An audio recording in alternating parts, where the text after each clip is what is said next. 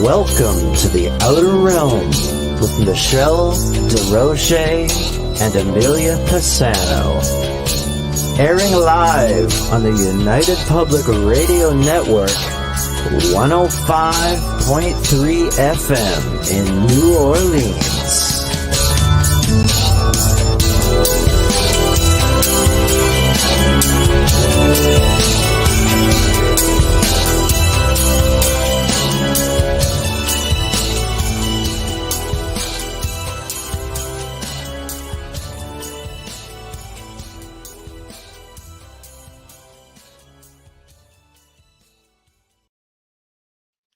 Good evening, everyone. Welcome to the Wednesday night segment of the Outer Realm. We are broadcasting live right here on the United Public Radio Network, UFO Paranormal Radio Network, 105.3 from the Gulf Coast and 107.7 FM from New Orleans. We are fully sponsored by the amazing people over at Folgers Coffee who have been a part of our journey since the very beginning. So thank you, Folgers. We couldn't do it without you, nor would we want to. Also, big thank you to Justin Snicker, aka Dr. Snick, the Sonic Surgeon, for the contribution of his time, his music, and his voice for the intro that you just heard. He's an award-winning composer of Halloween horror and sci-fi dark wave electronic music. It can be found on all of your favorite music platforms. Also, big thank you to Steve McGinnis, the artist behind the banners and logos here at the show. Check him out on Facebook and Instagram. Also specializes in the horror genre, but does fantastic commission pieces of any sort. So tonight we welcome, for the very first time, author Kevin Killen, who will be discussing his new book, Ghosts and Me. He has won 5 Virginia Press Awards during his time in journalism. Having stepped away from journalism, he now counsels recovering addicts. He hopes his book can help others understand the paranormal and give insight into what others are experiencing. He has never gone on a full paranormal investigation, at least from the time that he wrote the book, but has always been hoping to do so. He resides in Alexandria, Virginia, not far from his childhood home in Falls Church, where he had some of his earliest paranormal experiences. And he still experiences the paranormal. Haven't we all experienced the paranormal at one point or another? I think sometimes maybe people don't realize what's happening. Some of us tend to be quite logical. Others of us try to be really open to all of that. Also, just sending some good love and light over to Amelia. So got a migraine tonight, can't join us, came on pretty sudden. So big hugs and lots of healing energy to her. And Catherine, hey, you're first in line tonight. Hey, Tamara, you as well. Nice to see you guys. Getting a nice head start. Everybody else will be chiming in. So yeah, I'm kind of curious to see what Kevin is going to have to say. It's always interesting to get someone else's perspective as to their experiences. I can tell you that it always changes. For me, as I remember so much that, and I've done so much, especially with investigating. You've had so many experiences. I did a radio show earlier today called Out of Nowhere. You guys will have to check it out. I'm still waiting for links to come in, and it's a show based out of the UK. And it was interesting to still be asked about my paranormal experiences because I've just done so many interviews throughout the last 2 decades.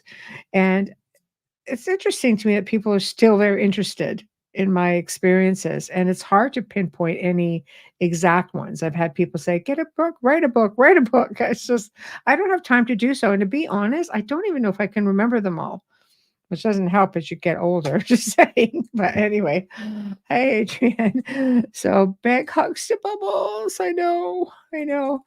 So we're waiting for Kevin to chime in, which should be pretty soon, I would think. So anyway, it's very interesting to me that people are actually still interested in some of my experiences. I've had some pretty crazy experiences, but I think also knowing and acknowledging is probably more along the lines that I've also am contact experiencer with extraterrestrials, and knowing now that, through research, that they're very much intertwined. And I wonder how many of my experiences that I thought were solely paranormal may not be just paranormal. Like, how many are extraterrestrial? Because I'll tell you, like, going over today's show, especially because, I was asked to talk about the differences between, paranormal and ET contact and abductions and how similar they were. And people reporting, for example, different smells of sulfur. Well, how many times have we heard about that in the paranormal? Hearing popping sounds or crackling sounds or humming, things like that. Heck, I was hearing a lot of that in the haunted forest in Romania. Let me tell you, I'm starting to wonder, do we have any missing time? We should go back and check that all out. But realistically, these are just real basic things, but they are very much characteristics of both, paranormal and, ET. And then let's talk about sleep paralysis. I mean, in the paranormal, we call that, the hag syndrome. And of course, science is like, no, this is very, very normal. This happens to people between certain ages. And I tell you, it's the same thing when you're dealing with ET. It's all there. They explain the same thing, that feeling of being watched, that feeling of not being able to move, the heaviness on the chest. And it's like, man, oh man, when I start looking over some of that, to my knowledge, I mean, I've only had sleep paralysis twice, and it was bloody terrifying. Terrifying. So it's like, okay, maybe there's something up with that. Okay, our guest is just message. He's got it. And okay, ready for you. All right, good. Just there we go. Just letting him know we are good to go. There. Okay, so waiting on him to come in. So yeah, I mean, for me, they were terrifying experiences. But it's always cool when, people have studied this and scientists have studied this and have also had some really scary experiences while experimenting with sleep paralysis. To me, some of the things I remember, even at my Burlington house, with this humming, droning sound coming in at about 2 or 3 in the morning over the house. It's like, and the house shaking a little bit. I don't know. Is that something? Is that a craft? Because that stuff happened a lot. And when I think about it now, I'm just like, okay, you know what? Like, I've been in this field long enough to know that this hasn't always happened, and it's really freaky. Makes me question some of my paranormal experience as well, right? I mean, there's so many similarities between abductions and contact experiences as well into the paranormal. Like, I mean, they're very, very, very intertwined for sure. Your stories will be important forever. New experiences need others to share the stories. I agree, Adrian. I think people should be coming forward. And what I really love is the fact that people seem to want to come forward. We are hearing more and more people coming forward and talking about their experiences. Catherine, I've had several. Oh no, I've had sleep paralysis a few times, and it is terrifying. It is. And they say if you can move one, even a digit, that you can bring yourself out of it. First time it happened to me, it was like 2 o'clock in the morning. And I could open my eyes, I couldn't move. And you get that whole feeling of I'm not alone. But at the time, I was married and I'm kind of shifting over, looking at my husband, going, "What is wrong with you? I am in distress here." And he was just out cold. And from that point, I just somehow forced myself to sit up straight in bed. And then it's just like everything, sort of relaxed. And I had a projection clock that was up on the, projecting onto the ceiling. And it was like a full minute at least. And it felt like forever. And the second time it happened to me, I wasn't feeling good. So I thought I would just lay down during the day. Middle of the day, it happened. And I wasn't in any sort of deep sleep. So it was crazy. And again, forced myself to try to move my fingers. And then I came out of it. But it never happened to me to my knowledge before then. So to me, that was pretty interesting. Oh, hello. Hello, Guardian. Nice to see you. Hello, Diane. Yes, Burlington does have a ley line, and that's a whole other story with experiences there. You have to consider to move when you have sleep paralysis. Yeah, it is. It's very important. It's very important. People would think that it doesn't make that much of a difference, but you know what? It makes a huge difference. I'm in the studio. No, uh, you are not. Uh, no, you are not. Oh boy, our guest is. I don't know where he is. I'll send another. Oh boy. Okay. Bear with me, guys. Bear with me. Wrong guy, wrong studio. Hold on. Invite. Gonna do this again. Okay. Bear with me. Oi. Leave the other. Sorry, guys. Use. Okay. Let's try this again. Okay. I just don't know what that's about, but he's in some other studio. It's definitely not this one. um, oh, anyway, yes. I mean, there are a lot of similarities. And how many times have you heard, you know, in the paranormal, I could smell sulfur. I could smell something very foul. People attribute that to demonic, energy or when they're coming in. Same with popping sounds or that static electricity. You can kind of see the static in the air and you hear it. It's like crunching, almost like crunching paper in the atmosphere. Same thing applies to ET contact or when they're coming in.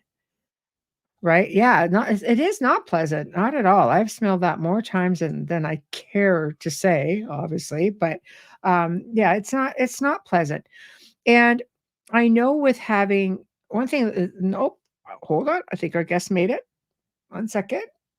You have to give StreamYard permission to use your camera, Kevin, because I don't see you on camera down there. So, there we are. Okay, are you ready, Kevin, to come on? Ready? Okay. Bam, here you are. How are you? I'm doing well, Michelle. How you doing? I'm doing great. I don't know where you went. Yeah, y- Is it the y- test I've been studio, up since maybe? 4 o'clock in the this morning. So Oh, well, thank yeah. you for being here tonight.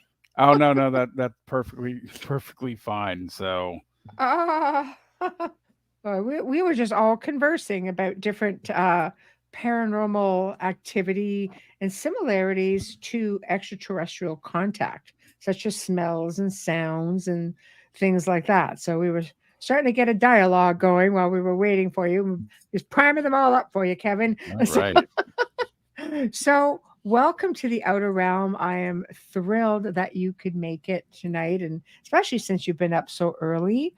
Um, so, where would you like to start? I know I like to start off at humble beginnings as to, what was your first experiences, and because one doesn't always just fall into writing a book on the paranormal. There's a lot involved, and it usually starts off with early experiences, also. Yes. This book was about 18 years in the making Wow. from first word. It was actually a continuation. I've been writing. I was writing on this book for a long time before it finally got published. But my first experience was I was about 5 years old, and I was living in an old house in Evanston, Illinois, Wow. and it was just me and my mother. And this is like a big, rambling, creepy 1900s, straight out of some scary movie type house. And you can Just what imagine every that. little kid wants. Absolutely, yeah. But it even had the passages and the creepy basement Oh, God. and I all love that. it. But yeah, I was at home with my mother. It was just me and her.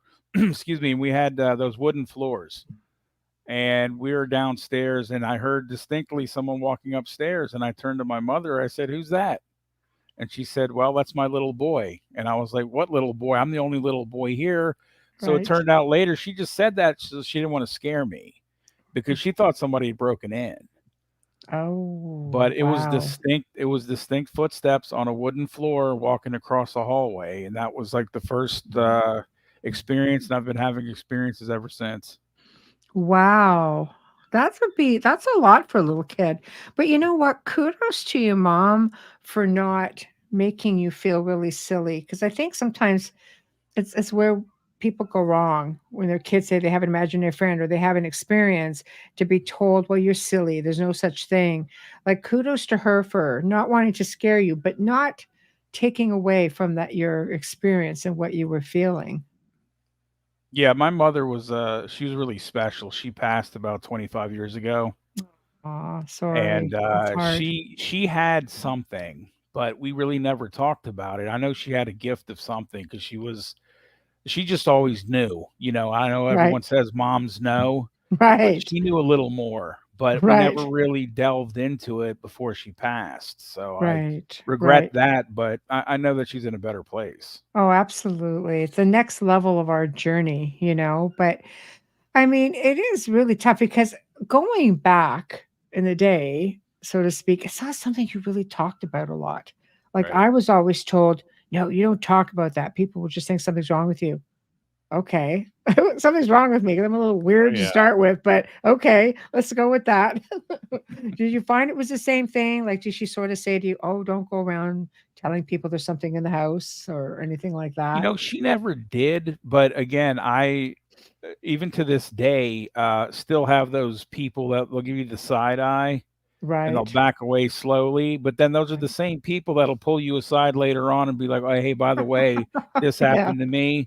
But since Mhm. they're with people like with friends or whatever, but yeah, I've always been. I mean, I've been called, you know, crazy like all my life because of this, and that's not really there. And you're Mm. right. I mean, this is something that was not really talked about, and if it was in hushed tones, and you Right. didn't go out in public and say, "Oh, my house is haunted," because then, you know, the Mm. men in the white coats would show up. Oh, for sure. And then especially when you're moving into, certain small towns as well, it gets kind of funky. I find funny because it's been a mixed bag down in the southern states. It's a mixed bag because people, lean very strong to their faith. But in the same respect, you have those group of people who've had the Civil War, they've had so much going on. You got like Civil War soldiers out in every field. That's kind Oh of hard yeah. to say there's nothing going on here because it's the history puts them there. Do you find that because you're out in Virginia, do you find you have a mixed bag, or are people pretty receptive to you and your beliefs and your You know, stories? it's interesting you say that because it kind of depends. I've been all over the state, and it Right. kind of depends on where you are. Uh, Yeah. and I grew up in Northern Virginia, right outside of Washington D.C. Right. And that being so technologically sound as it is, Right. there was a lot of people that were just, you know, but you know, they, you know, Fairfax County, the county that I grew up in, was founded in like, you know, the 1700s. Wow. So you've Yeah. always had That's that old. oldness, but Yeah. also, like I said, on the battlefields, you know, I've gone on the battlefields and you know, just walked around and just felt the energy and people, you know, people are kind of like looking at you like, what are you doing? Because I actually was working on a story. I'm still working on one, Battlefield Ghosts. So Ooh, I have to have come my on and talk about that when you're done. oh, absolutely. I'd love to. So I'm still Yeah. working on that. So yeah, I'd go around with my handheld and people would be like, what are you doing? So I tell them, and most of them were like, oh, hey, I saw this. And some of them were really receptive, and other ones were just like, oh, okay, bye. Yeah, we don't talk about that. Yeah. So Yeah. it's kind of like you said, it's definitely a mixed bag in Virginia at least and Maryland. Right. Well, in Virginia, like you can go walk the battlefields. I know, like when I was in Gettysburg, they don't really Yes. like you doing that. Like they're real funky Yep. about you walking out to the battlefields. Do you have the ability to just go out and carte blanche when you want to go do these recordings? Yes. I've gone to 4 or 5, including Antietam. Oh wow. And yeah, I had Awesome. just basically just you know, you get out of your car and you walk wherever. And Wow. See, that was that's really why you want to cool. do it. So Right. there's one in Loudoun County called Ball's Bluff. battlefield. And I got the best experience there because there was something following me. Oh, And okay. I got some voices on recording, but that was the best battlefield so far. And I was a little disappointed in Antietam, beautiful place, but I didn't get anything. I was a Wow. little surprised by that. Do you think maybe it's because they're just trying to figure out what you're doing? Because let's face it, I mean, on the battlefield, if they know they've passed on, it's one thing, but usually when you die tragically like that, sometimes you have absolutely no idea. You're just out there on the prowl at night, just trying to stay alive, and you're just this intruder with something they've never seen before out there, and you're talking to yourself essentially, Yeah. right? Yeah, and I've watched and again I've watched you on a lot of the shows, Oh, well, and thank that's where you. I first became familiar with you, and I love your work. Your body of Thank work is really thank cool. you. But you Thank ever know? you. I always notice on these shows where they talk about that. A lot of people would go back two, three, four times to certain places, and then the spirits recognize them later. Yes. So I think Yes. maybe you're absolutely right. They're like, "Oh, geez, here's another," or they're probably just thinking, "Oh, geez, here's another guy," Yeah. with the Yeah, he's cool. camcorder and He's all walking right. We don't around. know what Yeah, he's doing, but he seems all right. He hasn't pulled a weapon out on us or anything. No, yeah. I truly do believe sometimes you need to build a rapport, because otherwise, especially when you're dealing, in a residence, like you're in their space. It's like they don't know who you are, and it's still their space. I learned that, even in the haunted forest. It was in Romania. It Oh, was a very humbling experience, but you know, we had, the ghost box out, and we were sitting there, and all of a sudden a growl comes through, and the spirits, they were speaking in Romanian, and I asked for an English translation. It shows you there's no language barrier, and they gave it to us right. because I know my friend and teammate was Romanian, so she's like, no, that's correct.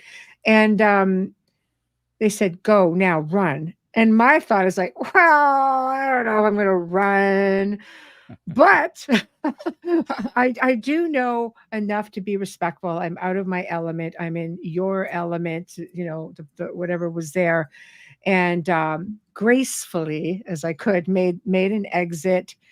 But it was something on the our heels pretty much the entire time. I followed Oh, all the way back to the hotel, making sure like you're gone. So you have to have that degree of respect and realize there's always another day for an investigation, and being, respectful is important. And I think it gets you brownie points, oh, absolutely. right? So you've established a rapport with these soldiers, basically. Yes, Okay. And do you find now it's easier when you go in and do like voice recordings and investigating that they're more responsive to you now? I do actually, and that's I never thought about that as I've done that. But yeah, you're right, absolutely. So I've gone to Fredericksburg Battlefield in Spotsylvania, down in Central Virginia, and done some EVP work and interviewed some really cool people down there, including a forest ranger. And the park rangers never talk about that. Oh. They even told me that's one of the things that actually when I started this endeavor, I emailed the park, just to see what I needed to do, and they were like, "Yeah, we don't talk about those things." Mhm. And I was like, "Oh, See? really?" And they were like, "Yeah," because I asked one for an interview, and he was like, "No, we don't do that." Hey. Yeah, I Be just that was government maybe I have no idea, Yeah, but do you think that's just because they don't want to start something? Well, I not think yeah, everybody's gonna be asking a yeah, honestly, maybe I think it's so. Yeah, but yeah, this guy said it's policy not to talk about I guess, yeah. paranormal phenomena that could or may not go on in the battlefield. They're allegedly not supposed to talk about it, and I've never had one that ever would. And again, I've been to Wow. about 10 battlefields now, and yeah, they clam up and they will not say a word. At Maybe you least need to not to find one me. who's retired or Yeah, quit or something. Maybe they would be maybe they're under, like, a non-disclosure agreement that they just can't talk about things like could that. be right. Um, Wayne House makes a good point. I remember the story. It goes, keep in mind when it comes to modern technology, older spirits will have no point of reference. For example, a camera that has the word Canon stamped on it may well instill fear or violent response from the spirit. This happened to him. They were trying to catch a photograph, and they put up this thing with this big lens. There's this Canon on it, and it's got this big lens coming at you. I would think, I mean, it makes sense to me. I would think that that could be, as a canon's a canon, but Right. it's little, but it still says canon. So I don't know. It's I think that's something we have to always bear in mind is just even when it comes down to explaining what a piece of equipment is. Whenever I would go someplace, I would hold something up. I would say, okay, this is what this is. It's a device that records your voice. There's nothing to be afraid of. It gives you the opportunity to communicate with me. And I would always explain what everything did, especially when you got things with lights and they're trying to Oh figure it yeah. out. I've had spirits, on the recording. I could feel something touching the end of the recorder or Hmm. moving the camera around, like they're trying to figure out what it is. Right. Have you ever had those experiences? Absolutely. One of my first EVPs was that way. They actually decided to hit the recorder itself, and this was back in the early '90s. Most of us will remember those big boom boxes with the dual cassettes and the detachable speakers. Right. That Oh, right. that's yeah, that's what I got my first EVP on was that in the house I grew up in. But yeah, it was before I got the voice, it was like beating on top of the machine, like something was drumming. And that was like, Oh, yeah, it was just really weird before the voice came through. So oh. yeah, that was interesting. That would be interesting. I love anything that is out of the norm. I love to pique the curiosity of different spirit people because if the more intrigued they are, the more that liable that you may be able to get that little bit of extra activity. And Oh battlefield yeah. spirits are always very cautious, but you can see that I think sometimes they just look like they really want to interact. Yes. you know. Let's put up a couple comments as we go along. Guys, remember, we've got 7 chat rooms. Roku does not have a chat room. So we'll just try to make our way down as keep up as we go along because Kevin is setting the flow over here. Catherine says, I enjoy going to different older cemeteries to tell everyone I come with respect, love, and my camera. I promise to do no harm and respectfully set a boundary that no one can touch me nor follow me. Yes. Right? Yes. Um, yeah, then I invite them to show themselves to the camera. Exactly. Exactly. So so you basically have had experiences there. So walk us through, from that point on. Do you do a lot of investigations? Because I know at the point that you had written the book, you hadn't quite gotten into the investigations yet. Right. And then we'll start, touch on that a little bit before we go to the reason that the book is even a thing. Yeah, it was really interesting because when I wrote this book, after I wrote it, I didn't realize that I've been doing investigations all along. Ah, Somebody okay. actually pointed that out to me, and I never thought of it as such. But a lot of the experiences I've been having were Right. basically, investigations that I conducted and didn't even think about being an investigation at all, but they really were. And then after I thought about it, I was like, hey, wow, they're right. So I've really been doing that Right. since the beginning, basically. And I started doing EVP work as a high school student, Wow. and I've got a lot more misses than hits, but the hits that I do have are really good. So Right. the Right. So, spirits may be getting used to me, I think. I don't know, but yeah, right. I've been doing this is like I said, yeah, this has been almost a lifelong endeavor for me. Wow. I think spirits can tell what kind of an individual you are. I mean, I think if you go in guns a blazing and I demand you to do this, Yes. if I was a spirit, I'd be like, yeah, okay. All right, let's talk about those demands. you know, but Yeah, but I can't stand when people provoke. I yes. don't think that's necessary. And again, I'm on the opinion that you take your personality with you when you pass. Yes. So if you're a gentle natured person, you're going to be that same way in death as you were in life. So if you're going to have somebody screaming at you, you're going to be timid and be like, "No, I'm out of here." Or if you were a very aggressive person in life, somebody screaming at you, you're going to come at them. Oh, But I just absolutely. don't think there's any point in that, and I hate seeing that. But you Right. know, Especially if you're dealing with children, a child is still a child. And trying to explain, But yeah, I've watched some TV shows where they say, "Okay, little kid, come here." Yes. I'd be like, "What is that?" you know. So, I think you do have to treat them with 100% respect, and you have to have a degree of integrity. And I think they Yes. can sense that off of us when we go into places. They can tell if you're a kind person or not. And I find that kind people just get some of the most amazing things. I think you can get recordings, like for me, just by talking to families that I've assisted or having conversations with my teammates at a location. You play back the recording, like if you have one going, I've learned to just have it going.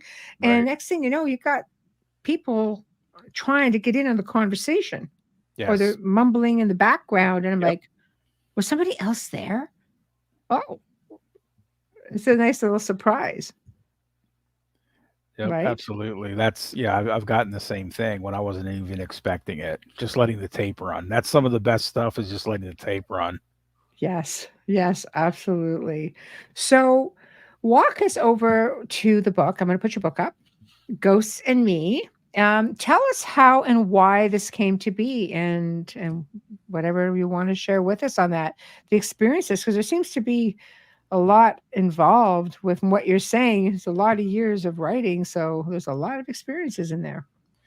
Yeah. Well, basically, I wrote the book to actually help people Okay. because I knew how it was when I had experiences back in the 80s and in the 90s and even in Mhm. the early 2000s. It was still, you know, not on everybody's radar. And again, you talk about, oh, there's, this happened to me, and people be like, oh yeah, you're making things up, or you're crazy, or we need to go see the doctor, and all sorts of things. Right. So I wanted to show people that I consider myself fairly intelligent, very rational, Right. and I wanted to write. And again, I'm a writer.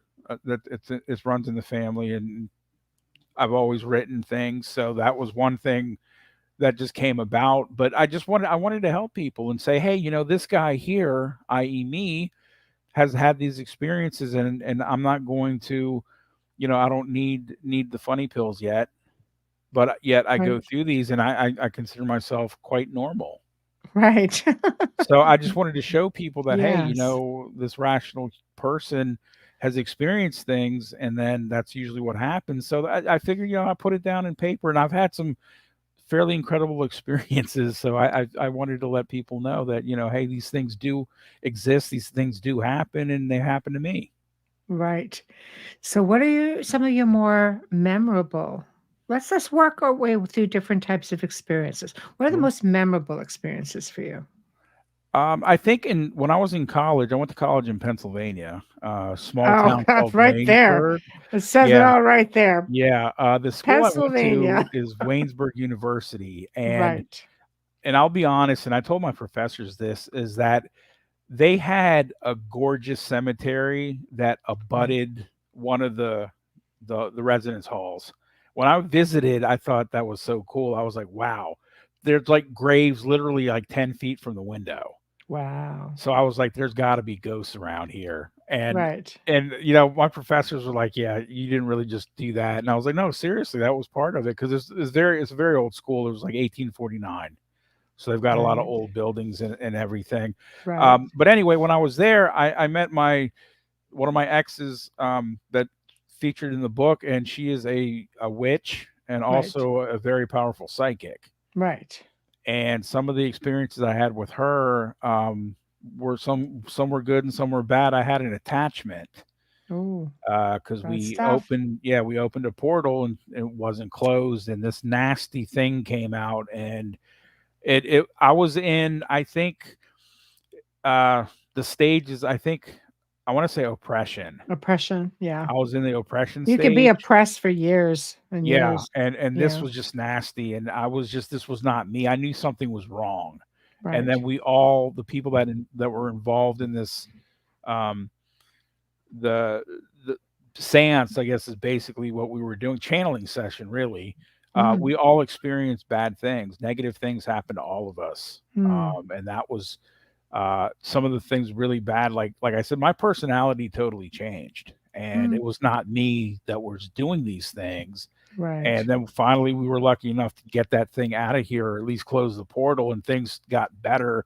Mm. But it took a while, and the residual part of that was just, it was nasty, and I never want that ever again because that was something I was not prepared for, and that So, was very memorable. can I ask you, what do you think you did wrong with that?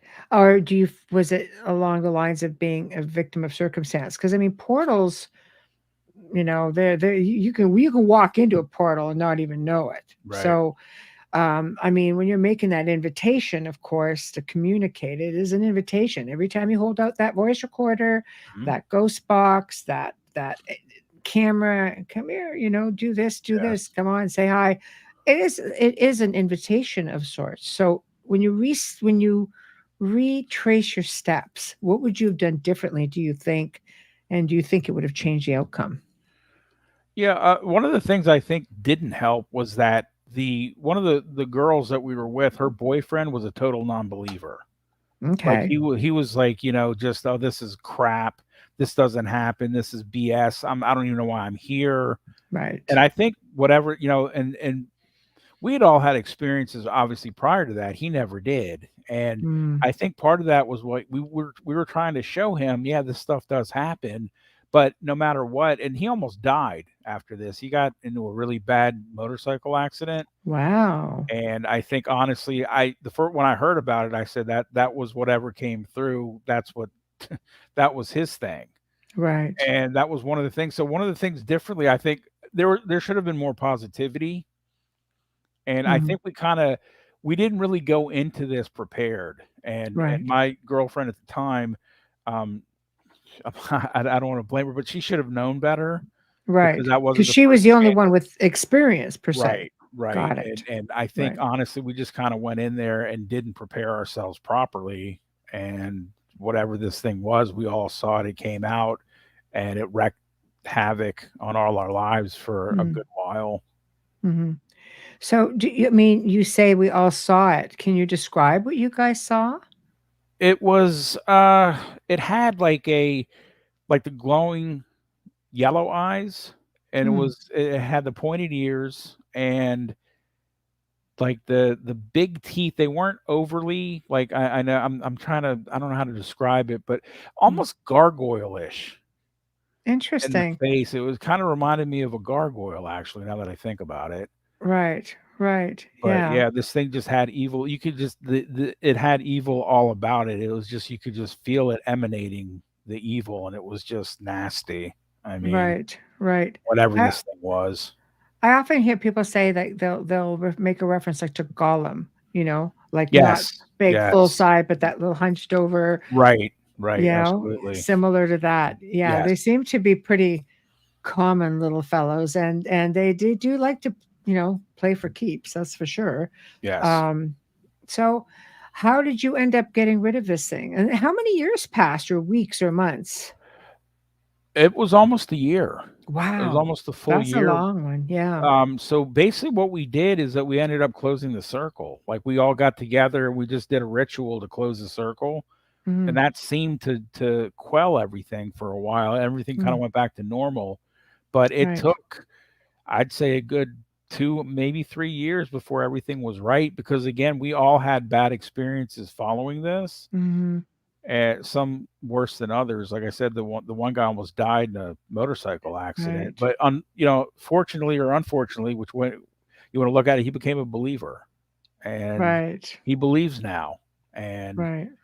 Right. so, but it took a while, and honestly, I still think that some of the residual stuff didn't leave some of the people that were there, because they've had a lot of bad luck throughout their lives. I don't keep in touch with them, but I do know people that do, Mhm. and I always hear bad things that have happened to these people. I kind of wonder, maybe they need Mm. cleansed.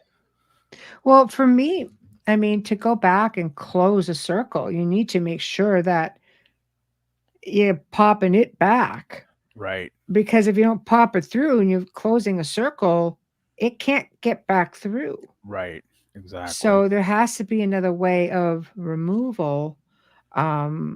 just in my experience of people that I've worked with over the years. But the great thing about that is mindset is a pretty powerful thing, because people don't realize that these things feed off of certain types of energy. So it's important to, like, if you're all love and light and I've got the windows open, I'm dancing, watching a comedy, there's nothing to really feed from. This is why they instill a lot of infighting and a lot of, they amplify bad energy or bad things, such as if you have anxiety, they'll amp it up. Depression, they'll amp it up. Right. Addictions, they'll amp it up. Divide and conquer. If you've got people within the home that cause a lot of infighting, Yes. relationships, it's just 'cause that's what feeds them. Yes. If that's what you're dealing with, of course. I mean, people have a way of doing that all on their own as well, right? So, Oh, absolutely. right. So I could see that being memorable. So, what's the most frightening thing? I'd have to say my first EVP. Oh, frightening. Okay. Yes, and I'll Okay. I'll I'll tell you why. Okay. So the house that I grew up in, I describe it in the book as sad because Oh. it was really a sad house. My brothers and my mother suffered from substance abuse issues, so Oh. there's a lot of negativity in that household growing up. Right. So there was a lot of bad energy in that Right. house.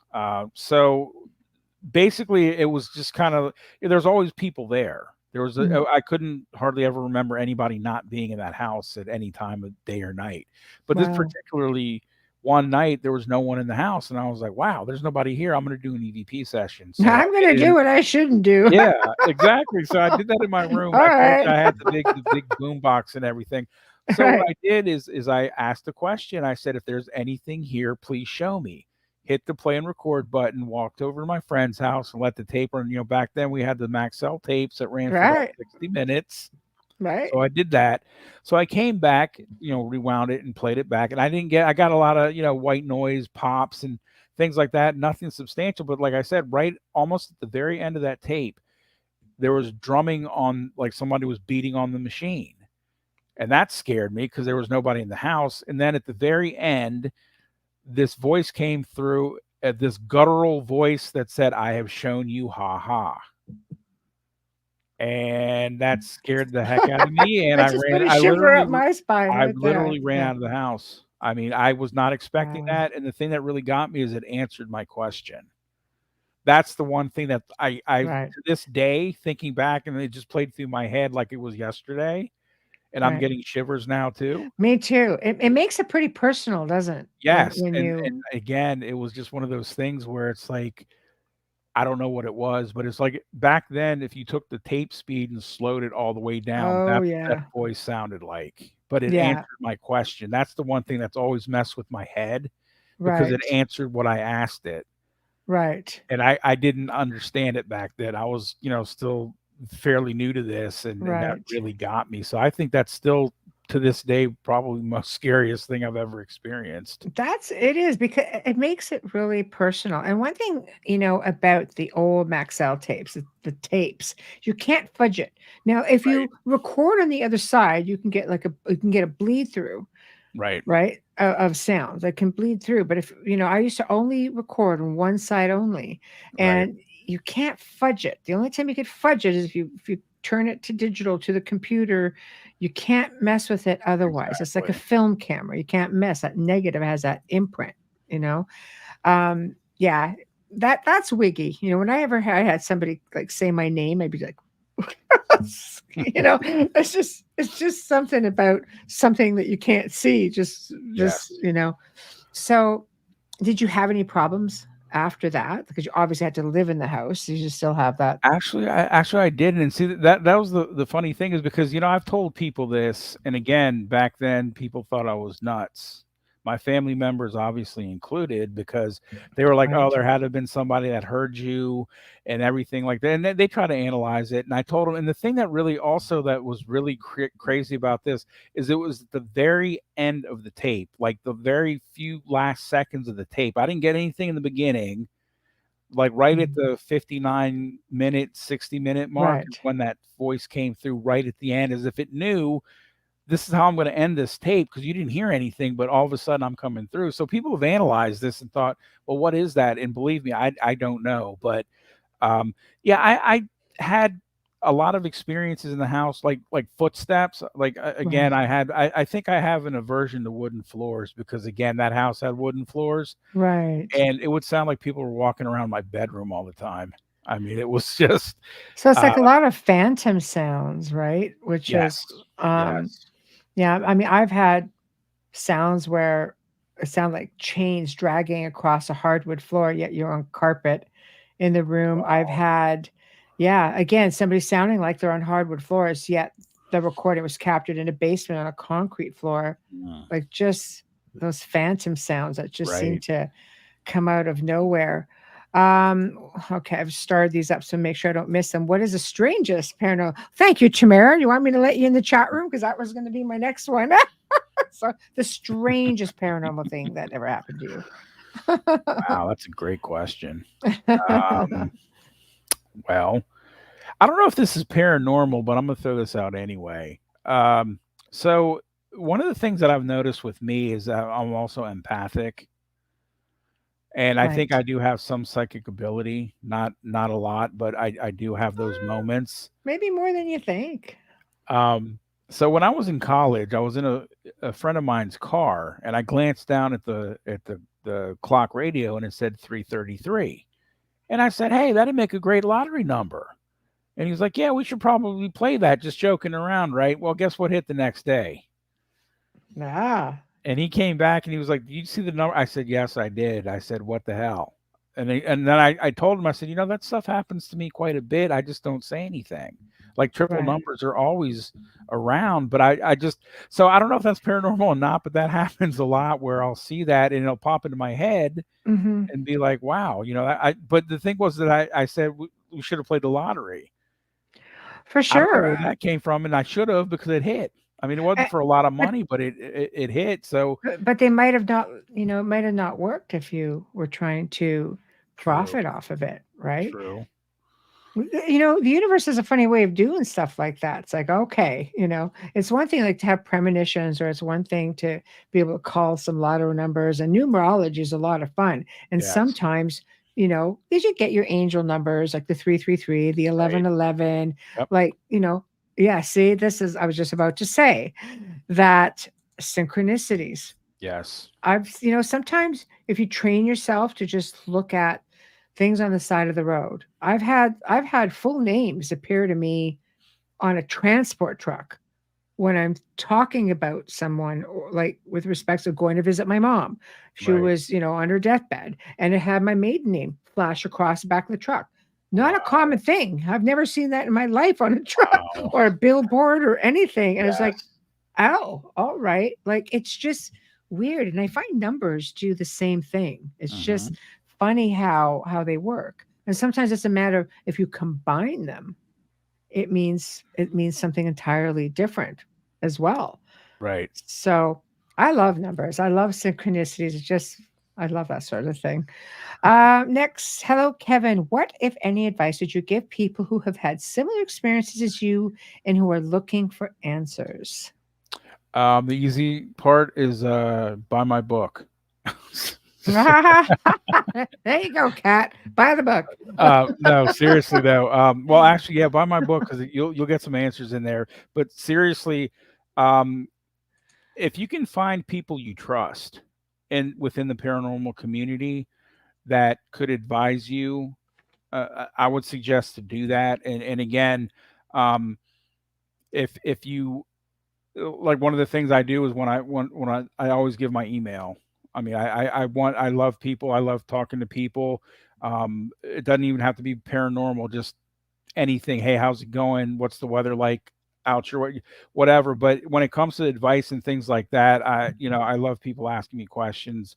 Mhm. But basically, in studying, that's one thing that I think helped me is I try to get my hands on every paranormal book I could, and just She you know, did. So, yeah. You've That's been on oh, Cat show. hey Kat, how you doing? Oh, I didn't realize that was I didn't I saw that. That's right. I have been on Cat Show. And Hey she goes, Kat. I did read it. Yes, that's right. She did. That's I right. Oh love my it. gosh, that's awesome. I just read No, one of her posts on Instagram, by the way. oh, there you go. I But love yeah, it. and like I think I've become a student of the paranormal. I try to, like I said, I try to get my hands on everything. And in the last 10, 15 years, the ghost shows have popped up, as you well know, Michelle, because you've been on quite a few of them, and I love most all of them. Thank you. And I try to watch those to just garner some, and of course some of them are just horrible, and I'll just throw that out there because we've all seen the ones that Oh, it is. It yeah, is. I but every once in a while you'll come across yeah. a gem, and Yes. people that are the real deal. Yeah. And Thank just you. basically, if this is something that you really searching for answers, immerse yourself in it as much as you can, because I think that's the best way to do. And again, the one thing I've learned about this is that you can have 5 million questions and no answers. And I think it's just meant that way because we're not Mm. supposed to discover everything or anything really, because I find I run into more questions than answers, and that's just kind of how this is. It leaves more questions. I think so too. I think that we're not meant to have all the answers. Whenever I would research something, if I could come up with more questions, it because let's face it, there's nothing definitive within the paranormal, Correct. right? It's really hard to pinpoint something concrete and say Absolutely. 100% this is the thing. But I would get excited just to know that it had a question mark on it because that always meant I got to research it more, that it wasn't that I didn't Right. have to put it on the shelf because like, okay, I can't do anything with this. It's done now. It's just like, wait, I could still keep going in hopes of maybe finding something as close to definitive as possible. Yes. Yes, absolutely. And you're right. It's just always questions. But I remember Lorraine Warren saying to me once, she goes, "Dear," she goes, "we are all students and we will always be students." And it's true. Yeah, Never absolutely. but to me, like, is the best piece of advice I was ever given because Mhm. I am a student of the paranormal. I don't believe in experts.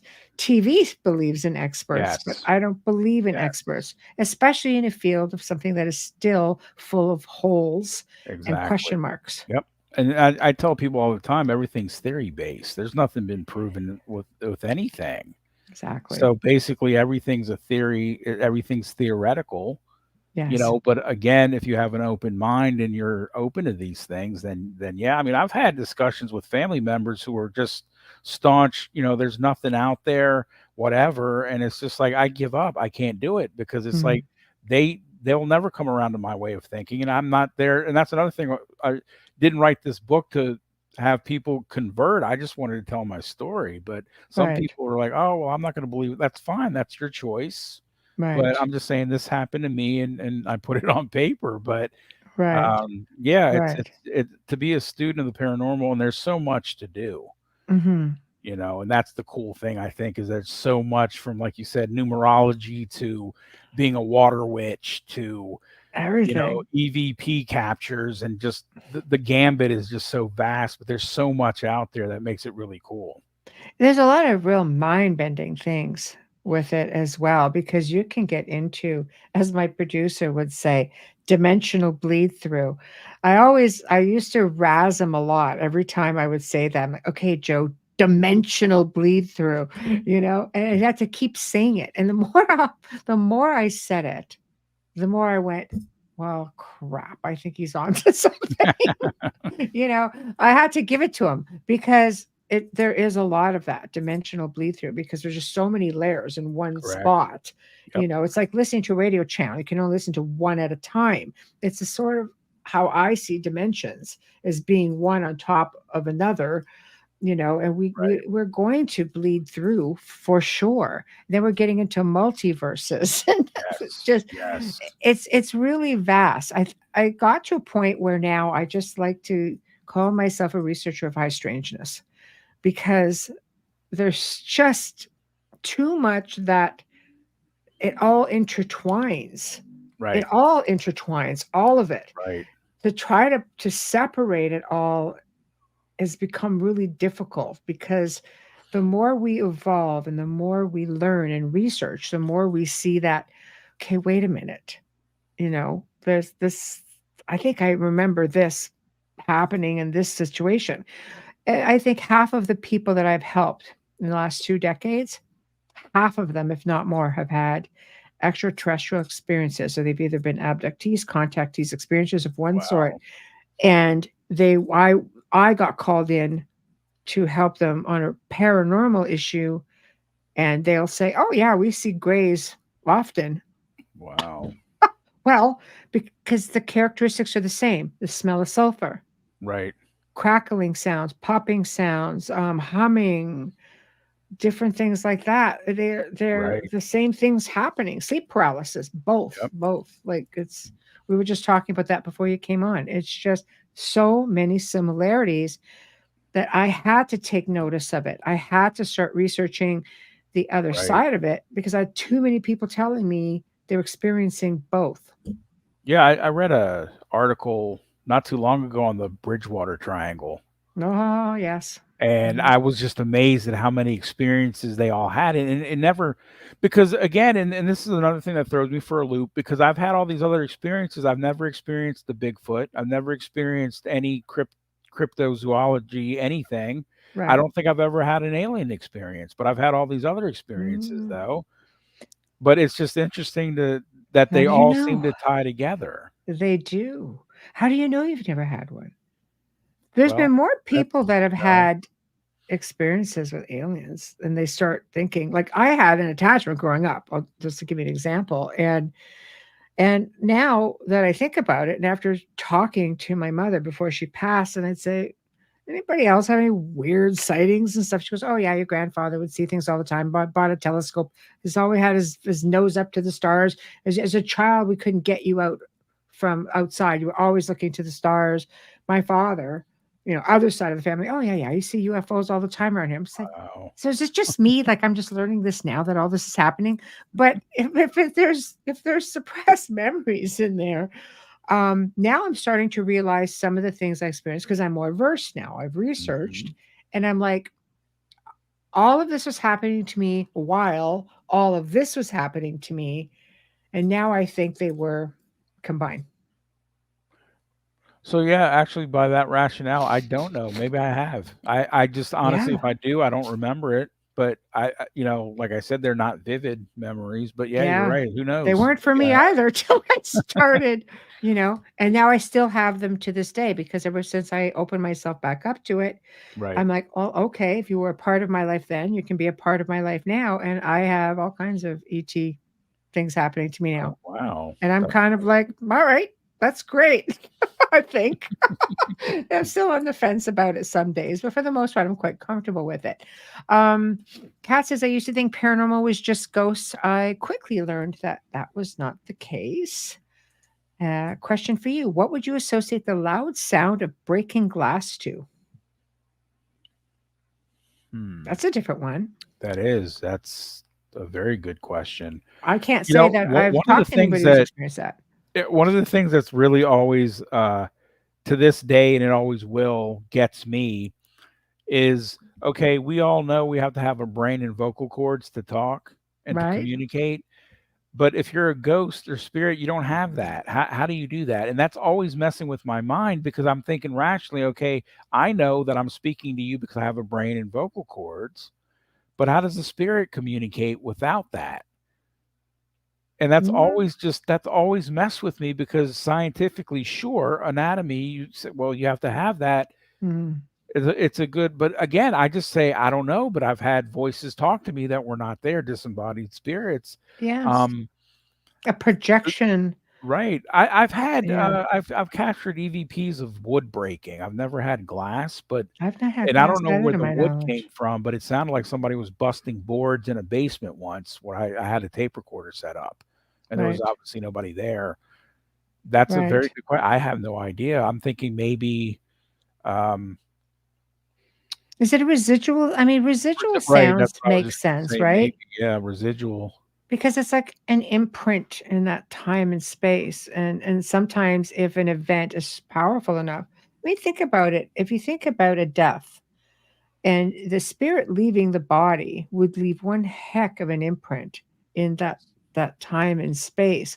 I could see events unfolding, especially if you're being chased, let's say. You always hear about the stories about the woman being chased by, someone coming down the hall at her with a weapon. She jumps out a window, or she's Right. thrown out a window. Like, you have that adrenaline and you have that fear. And this is one example, of course, but I would imagine that would leave one heck of an imprint as well.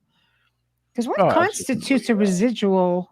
Because sometimes they're just like little nothing sounds. So we think, Yeah, yeah, and um, I'm sure you've noticed, and I've noticed this, is that there are more mainstream stories on sightings and UFO sightings and spirit in the news that you Hmm. never saw before, and it's like almost mainstream, not quite, but when Hmm. I see that on a Yahoo feed, I'm like, wow, this is something you didn't see five years ago, 10 years ago. You never seen that.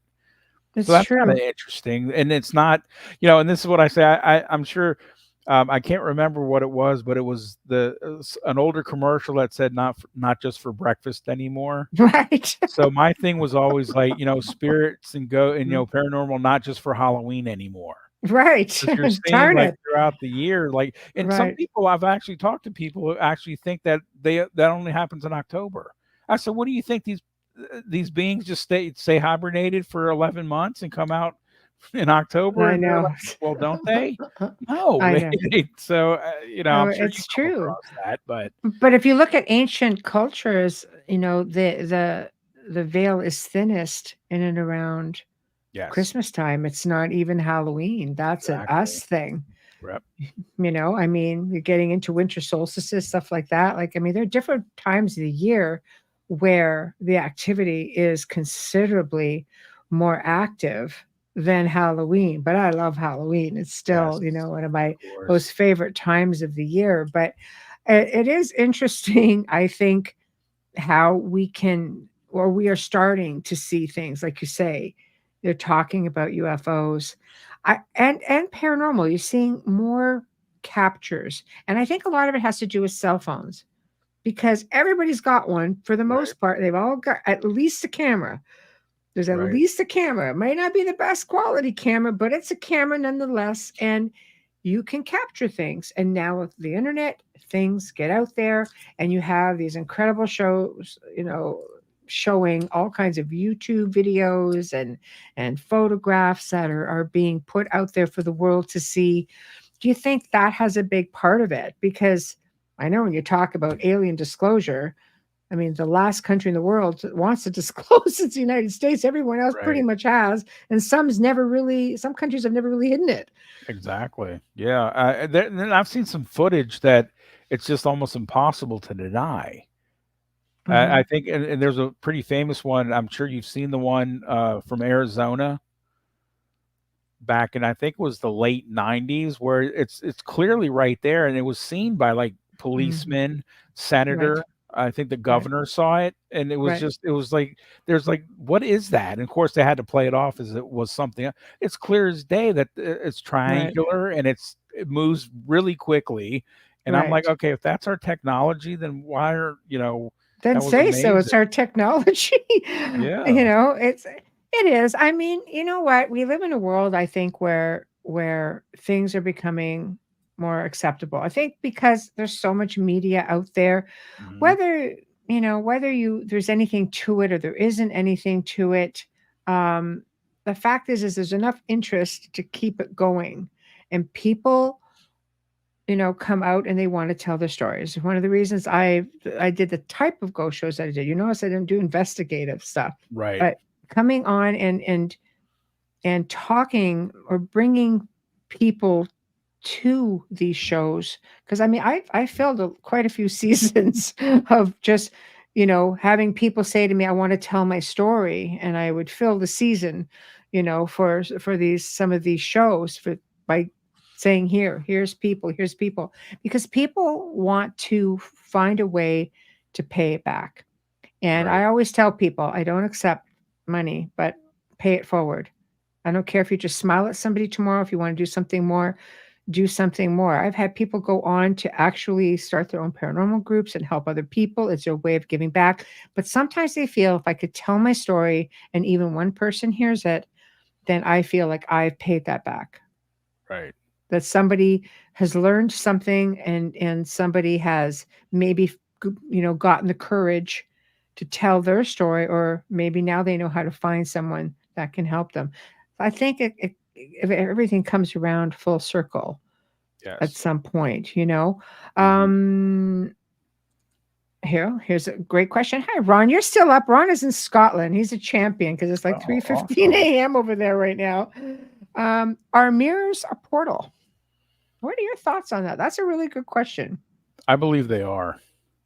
I have heard so many different stories about things coming through mirrors and Mhm. just either, good, bad, or indifferent. Right. That yeah, I believe because it's a way for spirits to get to where they go. And my theory is this, and I'd say this. Do you remember the old video game Pac-Man? Yes. Okay, so you remember when Yeah. the little ghost could go out one side and come out the other? That's Right. kind of what I think they do with the portal. They're able to Right. go through one side and come out the other, and that's and my personal belief, and again, this is just my opinion, is I think that's how the Bigfoot go wherever they go through portals. Mhm. That's just again my opinion, but I think that's how. It's quantum. A lot of people are Right. starting to believe Right. that. And Yeah. I that's I've always thought that because and again the portals are everywhere. You're right. They're just all over the place. So I do believe Yes. yes. Almost any form I think of glass can be used as a portal. I think it's just that's another way for them to communicate and another way for them to move around. So I think yes, definitely. Anything with a reflective surface, Yes, basically. absolutely. Yes, Yes. I've Yeah. always thought that. I've heard that, I've researched it, that sometimes putting two mirrors together, or you have a mirror against a window Right. or a reflective surface, that it can and has caused, things to open up. Yes. And we see it when just in talking to people over the years, and I'll say, where, does the most active part of the house seem to be? And a lot of times people say, well, this room or this Mhm. area, and it fits the bill of the reflective surfaces. Absolutely. So that makes sense to me as well. During an investigation, how do you determine the difference between a spirit and a demon? Sometimes they pretend to be the other. Yep. Well, I think, and this is one thing that really it irks me is that I think the D word gets thrown around way too much. Way too much. TV loves it. Yes, it's sexy. Demons Oh, better than ghost, yeah, and yeah. it's just irritating because it's like everything, and it's also like ratings grabbing. Some of these places that Oh, do that, and get it's me just started. and again, and that's the things I try not to do that because I know that just really gets my ire up because I think there's a Yeah, lot of negativity out there, not necessarily demonic, but just negative spirits out there 100%. that have Mhm, nothing to do with anything demonic. And mhm, and again, it's just how do you tell? To be quite honest, I don't know. I'll be quite on. I have no idea. I've ran into negative spirits that were not mhm. demonic. They were just Right, negative and nasty. And I've right, ran into a lot of good positive spirits that could have been angelic. right, right. But I just And that just grates on my nerves at how some people just use the D word to it's describe really difficult. everything. It's really difficult. I retired, from film, because of the fact that you end up getting stereotyped. I was sitting here giving answers, and out of the 5 that I give, there's only 1 that they always use. I probably run around saying psychokinesis more than I do anything else. And it's out there. And I think people have been conditioned to think as well that what they're experiencing, because it's so malevolent in some cases, that and again, if you're people of faith and really strong faith, it's really tough because this is what Right, you're taught to think it is as well. But I agree with you. There are a lot of mean people. If you're a mean person in life, you're going to be, a mean SOP in death as well if absolutely. you're still here.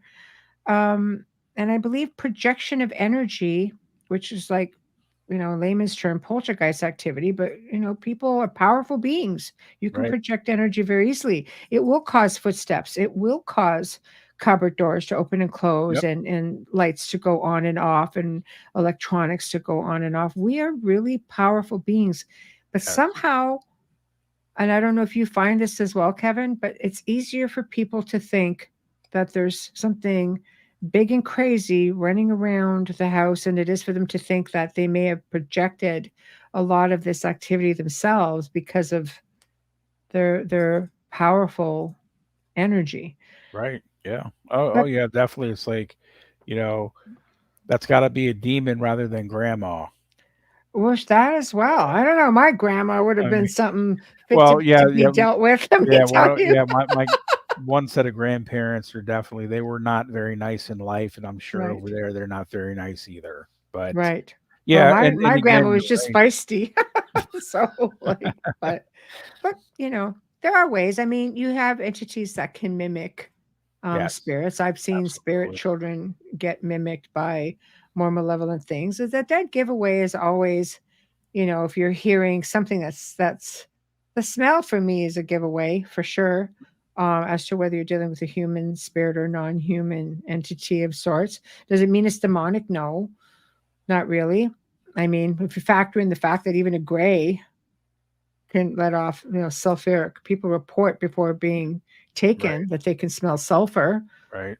and humming and all this other crazy sounds. Like, I don't even know anymore. I don't even know anymore what it could be because there's just too many similarities. And I know it's not very helpful, but right. Sorry, guys. It's all we got. Kevin and I are just tapping out on this one, and it's all stuff that I want to say. Yes, I have, spent a lot of years. I could tell you the textbook part of it all, but as far as personal beliefs, it gets tougher because we evolve from that knowledge just Right. by learning. So, you know, um, so we move along. um, so you've had all these experiences, and your attachment you think is in check. What I mean, are you still experiencing things to this I day? I am, but honestly, I think I'm, I don't want to say evolving, but transcending perhaps. Okay.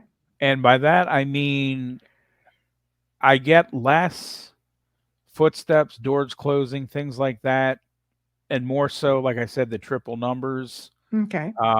I think about somebody I haven't thought about in years. They call me, they text me something, things like that. The synchronicity part that's ramped up.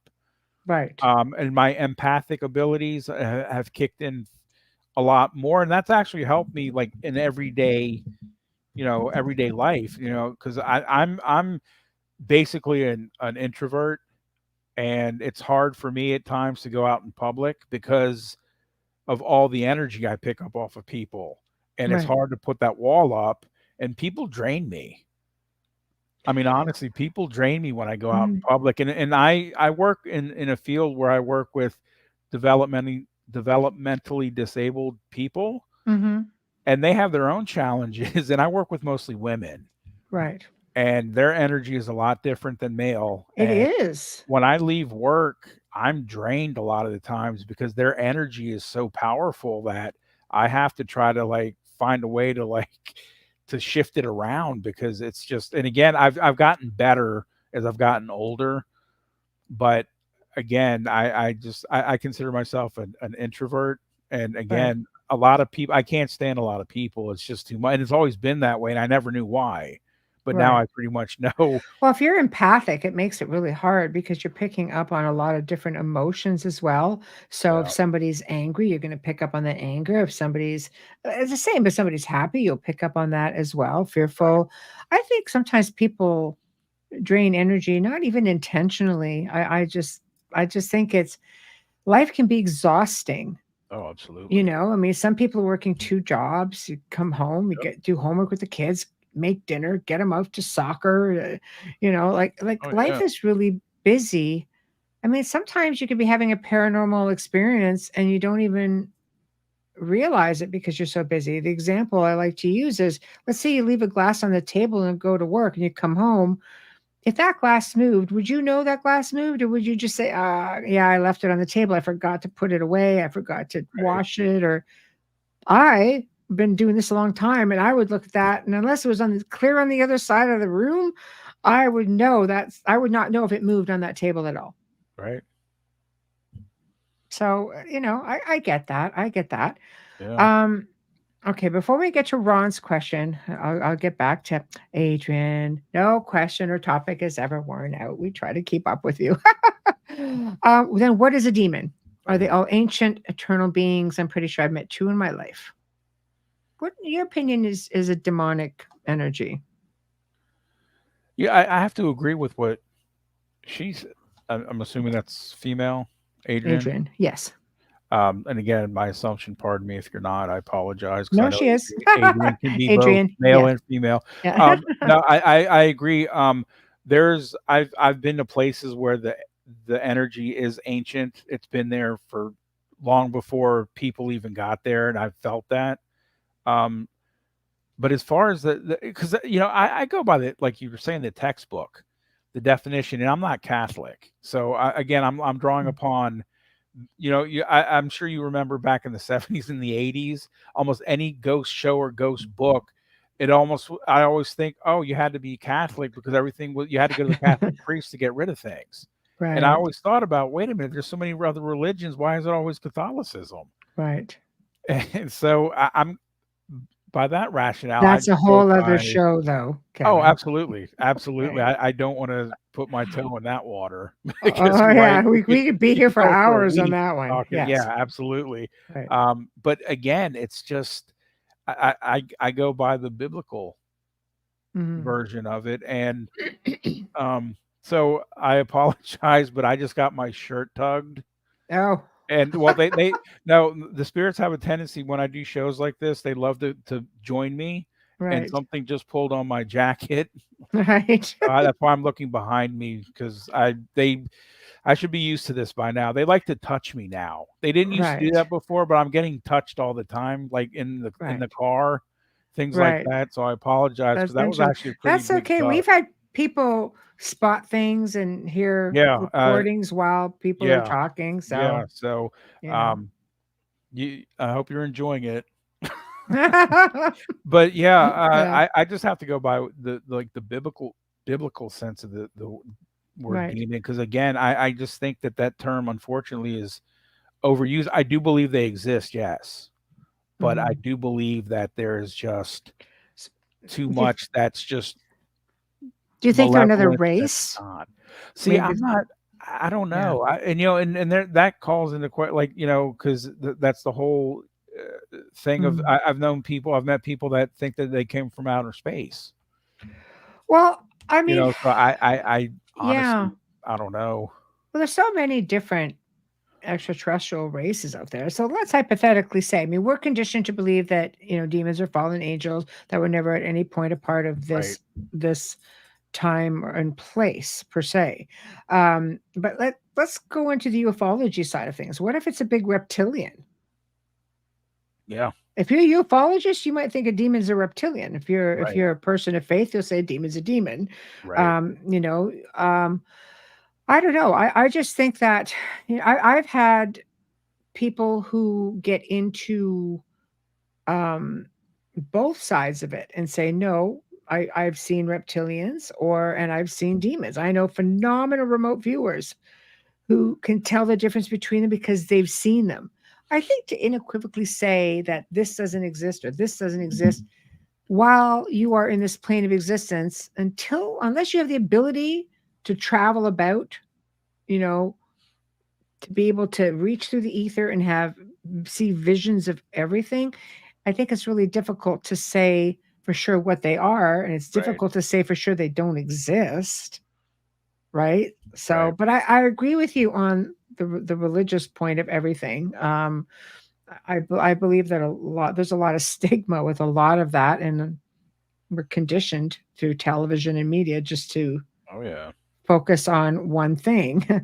um, Also, a good question here. What do you think of the stone tape theory? Great question, Ron. You're on a roll That's tonight. great question, and I believe in that. Me And the too. reason I do is because I studied communications in college, so I remember bulk erasers. Yeah. So if we truly do have an electromagnetic field running around the earth, then Mhm. obviously yes, strong emotions will be captured and can play back. And I think a lot of my some of my experiences were the stone tape theory rather than Mhm. current things going on. So I've actually seen that, and like I said, with the battlefield ghosts, for instance, Mhm. those are strong impressions because of the way they died, but they're not current. They're from 1862. Mhm. So yeah, I firmly believe that anytime there's some sort of motion, and again, um, knowing the ions on Mhm. magnetic tape, that's just Yes. kind of that just makes a lot of sense to me. Right. Right. I agree. They have had a lot of experiments go on over the years. But I know we had somebody on the show who is a stonemason, and he would do a lot of repairs, also in Scotland, and he would do repairs in old cathedrals and things like that Oh because wow.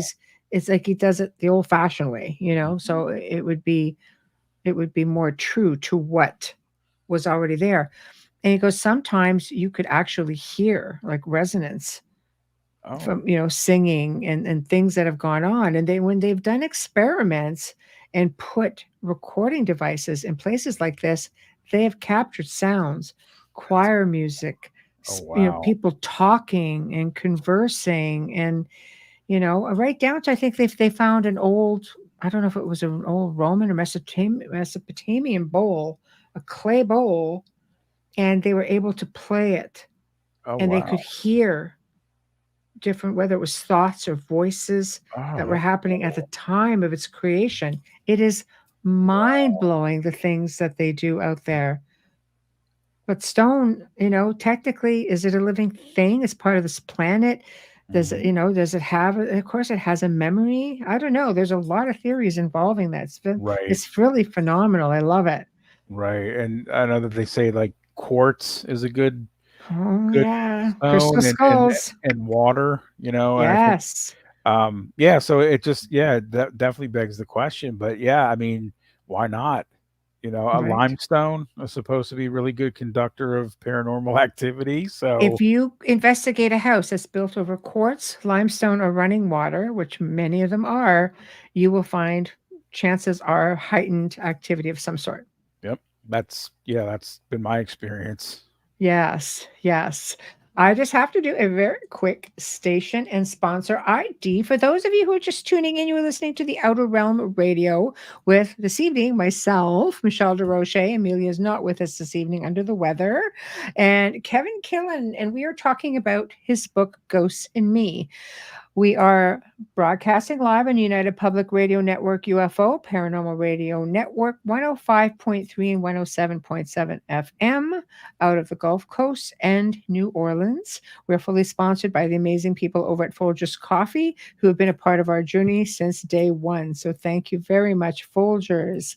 Also, Dr. Snick, the sonic surgeon, aka Justin Snicker, for the contribution of his time, his music, and his voice, for the intro and sometimes the outro, an award winning composer of Halloween, horror, sci fi, and dark wave electronic music. Check him out on all of your favorite music platforms. Also, Steve McGinnis, the man responsible for all of the banners and logos here at the show. Check him out on Facebook and Instagram, does great commission pieces, also specializes in the horror genre. So, guys, if you're just tuning in, we are talking everything paranormal. And yes, Tamara, our chat room co host, like, share, subscribe, please, and comment. We'd love to hear what you have to say. And I do try to respond to everyone. So we're back. Kevin, you're still having some activity. Keep looking around you. I'm just kind of like, Yeah, what's going on over there? I'm my living room is next to my kitchen, and I keep hearing pings behind me by the stove, and this is the kitchen area seems to be one of the more active places in my house. And why do you think that is? Got a good cook in there, or I have you're a good cook? honestly, I have no idea. My father passed last May, Oh, and sorry. I My think mom was April. thank you. He stuck around for I think about a month. before he Right. fully moved on, and he Right. was always messing around in this kitchen. I had the feeling it was him, but he's gone now. He passed over. I don't know. It's just like a regular thing. I don't know. I think it's because of the water, quite honestly. So the sink. Oh, But you yeah, I know. don't know. But I just hear a lot of activity more so there. I hear footsteps in the living room, but Right. it's Right. more active in the kitchen, and I really don't know why. Do you think that maybe you something followed you back from, the battlefields or other places you've investigated? I believe they do. What I try to do is again, I also do the whole, don't follow me home. You stay here. Thank you for your time. I'm respectful. Right. Um, but I think that just like people, they don't always listen. No, they don't. And I actually have a cemetery not far from my house that I pass every day going to and Oh, from that'll do work. it. And I've Yeah, actually done right. some good EVP work over there. So I don't know. Maybe they decided to jump in and come join me. I wouldn't be surprised. I mean, honestly, what at this point in time with me, it doesn't surprise me if they just said, "Oh," because I consider myself kind of like a beacon. I'm like that flashing motel sign. Right. They see that, oh, hey, he can hear and see us, so we're gonna go mess with him because that's kind of how it's always been. So I wouldn't Right. doubt it. And also, I think I give off a decent aura, and I think that might Yeah. people they might pick up on that and know that I'm a pretty good person, so they want They to. probably feel safe with you too, if that's the case, you know? But yeah, I don't think any of my family. I've had family members pass in the last, you know, 5 to 10 years. I don't think any of them are here, but Well, I I don't think it's think they'd just be like, they might wanna touch you. You always have that one aunt who's gotta be touching you all the time and just, true. right? Everybody had one of those, but, but yeah, that's interesting. I could see you being followed around, which brings me to this question, which would probably be best suited for you. Have either of you run into a haunted tree or actual spirits that like to hang out in trees? Oh, great question. Yes, I actually going back to the question about the demonic. I ran into in Pennsylvania. There was a lot of woods that were there was something ancient in Mhm. the this particular forest. And my girlfriend at the time, she said it was a state park, and she was like, if you go Oh, down to the bathrooms, you can hear people talking, and there's nobody down there. I was like, yeah, okay, whatever. So we went right, down there, and yeah, there was people talking. I said, who the hell? I said, what is this? She said, I told you. But there's like a whole thing, a grove of trees that were there was no wind, but they were talking, and it was just the right, coolest thing because I just you could hear like the rustling of the leaves, and you kind of heard words, but it was only in this one section of forest. It wasn't around us. It was just this one. So I believe that there was spirits in that tree. And again, I do believe in things like fairies and things like that. So elementals. elementals, Elementals like yes. to be in the trees a lot. Yes, so there was something in there, but yeah, that was a neat experience. That really was cool. I really enjoyed that one. Other than Oh, the I voices in the bathroom, but the yeah, wind in that'd the be a bit winky, that but was yeah. that was a little creepy because I know you've all been in one of those bathrooms, a state park bathroom, and it was just empty and creepy anyway. So you thought. Yeah, and it was just like So, there's people talking there, and of course it was that whispering where you couldn't understand it, but you could hear it. Couldn't make out any yes. words, but it was like people were talking next to you, and you were like, "There's nobody here." So Yeah, but it's going on and they're probably watching you. yeah, but yeah, that was really cool. Like I said, and I think there's certain trees out there that, like you said, have elementals in them and They spirits and do, everything. And yeah. the ones I kind of live on a hill out here next to a Right. pond, and there's a lot of nature out here. And That's they great they though. let me, yeah, they let me know. Like I'll walk out of the door and I'll see deer come out, and I know those were meant for me. So it's Yes. just I just have a feeling. I just know that Do I just you you do you know think trees have spirits?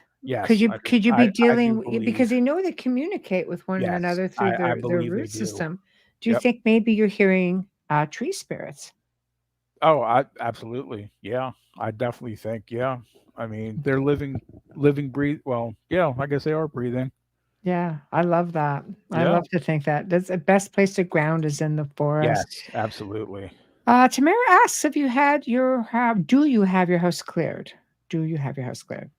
The one I'm currently in, no, but I've had others Right. that have been cleared. And as a matter of fact, my current girlfriend just moved to another house and hers needs cleaned out bad. But Right. I told her, I said it's more than I can do for her. I mean, I could do the basic, but it's going Right. to take a lot more because there was a lot of residual negative garbage that went on in that house because unfortunately the use of the Ouija board was part of it Right. by inexperienced people and just a Right. lot of stuff that shouldn't have been done. And of Right. course, I told them, I said, I told him, I said, you brought a lot of garbage in this house and I can't get rid of it because I'm not strong enough. Right. So Right. that's Well, you can message me on that, and I could probably be of assistance with that. Our team is amazing. It's a lot. good. It's all done through remote viewing and Oh, that's team good. members both sides of the veil, and I would say our success rate's about 95%. Oh, that's awesome. Yeah, I So definitely, yeah. yeah, Just because just putting it out there. she needs it. Her parents are moving into that house and they're older, so I It might be a good idea. Might be a right, good idea. Well, on the topic of Ouija boards, what are your thoughts on them? don't like them. Why? Uh, I've seen people just have bad things happen because they don't Mhm. know how to. And again, I think the intent is the whole issue. I agree with you. Thank you. And that's the thing. And again, I don't know how many times, and I know, and I think I think one of the shows that I saw you on was Ouija board spirits or something, and I was like, Oh, is that what and they named it? I think it was one I of have those. no Yeah, it control was. over what they call Yeah, the shows. yeah, and Yeah. I think that's what it was. And Right. I was just like, oh, I got to hear these stories because I've come across people that on Halloween don't know anything. Hey, let's grab the Ouija board and go out there, and it's like, oh, geez, people, you don't know what you're doing. Now you Yeah. just opened up God knows what, Right. and some of these people thought, think I'm crazy, and it's just like I don't want to sound like, get that dog off my lawn, but it's like Yeah. honestly, it's like Ouija board safety. But again, Right. I think it's the intent, honestly, Hmm. what you want to do, and again, I don't know if there's such a Ouija board etiquette, but you have to know what you're doing because again, I think it can get misused, and I think there are spirits just hanging out that are no good that are just like, oh hey, they opened up a Hmm. portal, let's go through there. We'll Hmm. go wreak havoc now. So I think I it's an agree. effective communication tool if used properly. But Right. I really honestly, and again, I've gotten this question before where they'll be like, well, what's the difference between a Ouija board and a tape recorder? And I said, well, you're right. I None. mean, There is you're no trying to difference. communicate. Right. Um, I don't know. I've seen just too many things Hmm. not done correctly with Ouija boards and some Hmm. like fakery, blatant fakery go on that is, I think it goes back to, I think you nailed it with intention. I don't think it matters what you use to invite communication. I think it's very accessible because you can get it at most flea markets or any toy store. But again, it's mindset. If you want to communicate with someone, you don't actually technically need the board. You can just I think that a few true. papers and a glass and Absolutely. don't do this at kid home or at home kids, just but you can get a glass. You can do all kinds of stuff. I've seen phenomenal things happen, but I know that the mind is also a very powerful tool. And I know that if let's just say something does come in or spirit does come in or whatever the case may be, whether you're projecting it yourself, if you're thinking something, it's not hard to Right. project that out there for anything. Will give you any answer you want. But I think you could do the same thing with a pendulum. You can do the same thing with a voice Yes. recorder, a ghost box, EMF detectors, and Yes. uh, you know, I am a real big believer in in even in research because believe me, I've got like tens of thousands of dollars of arsenal of equipment over 20 years. You can only imagine. I Oh, used to do a lot of public speaking where I would show people this stuff, and I would say, "Does it work?" No. Did it cost a lot? Yes.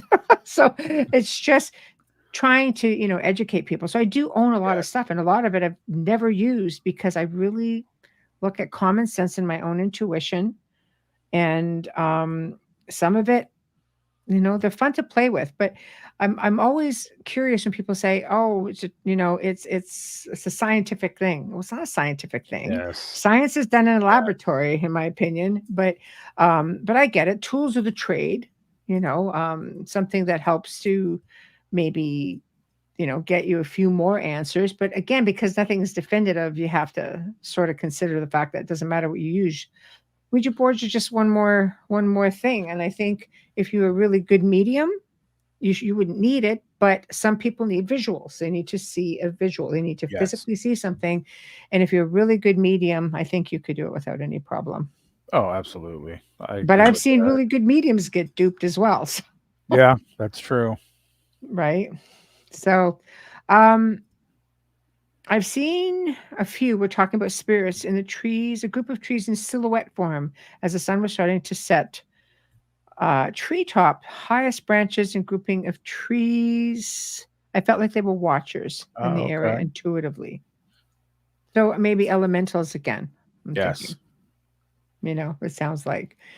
Um, okay. So as we're slowly getting into the last probably 20 minutes of the show, what do you want to talk about that we haven't touched on? What would you Okay. like to share with us? So if I can do a shameless plug, Of course. I'm putting the finishing touches on my next book. I had a near death experience Okay. before my current book came out. I actually had a massive heart attack, and Oh, luckily I had the Widowmaker, and the oof. doctor was like, "I don't even know how you even made it. It was that bad." Wow. So when I was in the operating room where they were fixing me up, I just had this really calm, peaceful feeling come over me.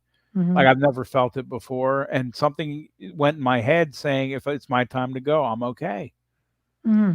And then I talked to a friend of mine who was into this, and she said, "I think you had an NDE," and I was like, "You think?" Hmm. And she said, "Yeah, just the way you described it to me, and the way that you said you're ready to go, but you didn't. You're still here. You had a near death experience," and that always and I always wondered.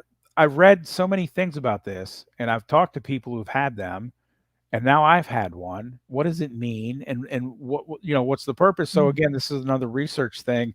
So the reason I bring that up is because I put the finishing touches on it, but I always love stories.